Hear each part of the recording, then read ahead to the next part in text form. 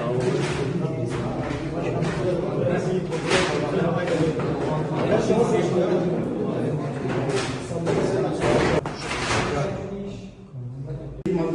giderlerini, tüzüğümüzün 113 ve 114 maddeleri partinin gelirlerini, 115 ile 117 maddeleri ise giderlerini konu alır. Hür Partisi Kızıltepe İlçe Başkanlığı'na Abdullah Kavan'ın ekli listede isimleri yazılı kişileri listede yazılı organlara asil ve yedek üyeliklerine aday olarak arz ve teklif ederiz.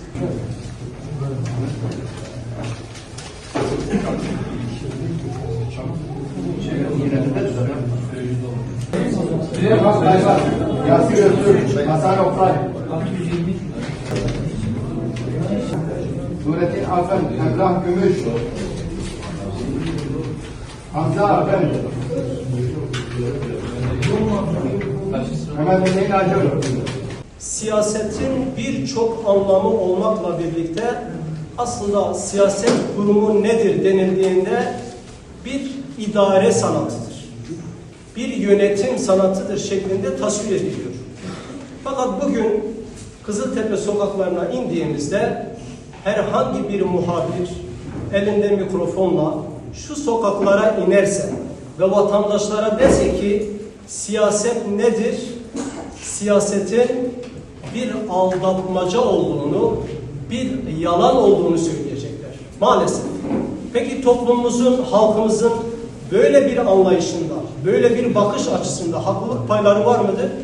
Bana göre son derece haklılık payları vardır. Niye? Çünkü günümüze kadar maalesef siyaset kurumu farklı bir şekilde işlenildi.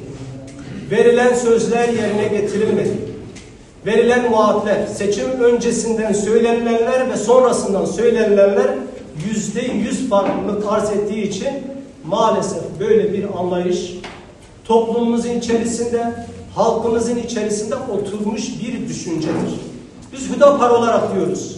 Allah'ın izniyle bu siyaset düşüncesini ve siyasetin ne olduğunu, yönetim değerlerinin ne olduğunu hem toplumumuza anlatmak istiyoruz, hem de yönetim hangi şekilde yapılır anlayışını biz değiştireceğiz. Bugüne kadar gerek milletvekilleri, gerek belediye başkanları toplumda farklı bir iz bıraktığını görüyoruz. Mesela yine bir halka sorduğunuzda belediyecilik anlayışıyla ilgili soru sorulduğunda oranın bir menfaat kapısı olduğunu, bir zenginlik kapısı olduğunu, bir halka tepeden bakma yeri olarak maalesef toplum arasında böyle bir hafıza yerleşmiş. Allah'ın izniyle Hüdapar olarak bu anlayışı değiştirmek adına biz yola çıkmışız. Yine milletvekilliği adaylarıyla ilgili şu anda toplum arasında bir soru sorulduğunda vekiller ihaleler peşinde koşuyor. Vekiller sadece ve sadece kendi yandaşlarını, kendi çevresini kayırıyor anlayışı vardır. Ve biz diyoruz ki bu söylediklerimiz sadece soyut bir kavram değildir. Bunun değiştirilmesiyle ilgili somut kavramımız nedir? Bugün mecliste olan 4 vekilimiz ve birçok partiden onların yanına gidildiği zaman Allah rızası için şu çizginizi bozmayın. Allah rızası için kendinizi muhafaza edin. Zira şu meclisinde şu toplumun da size ihtiyacı vardır düşüncesini daha çok yaygınlaştırmak adına biz bu mücadeleyi veriyoruz.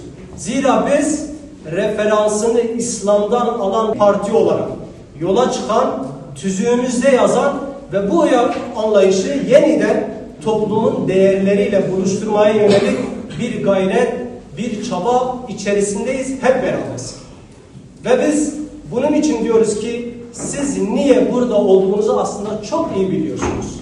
Siz hangi değerler için mücadele ettiğinizi çok iyi biliyorsunuz. Sadece bir kongre meselesi değildir. Ya da sadece bir seçim meselesi değildir. Sadece bir parti meselesi değildir. Ve hepinizin bizden daha iyi bildiği bir şeyi çok iyi biliyorsunuz.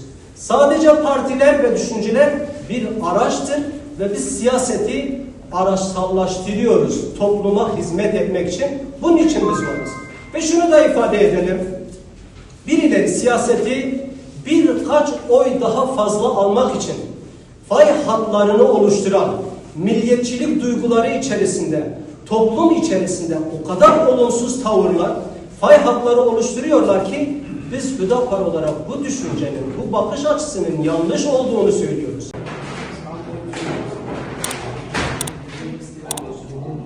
Sağ olun.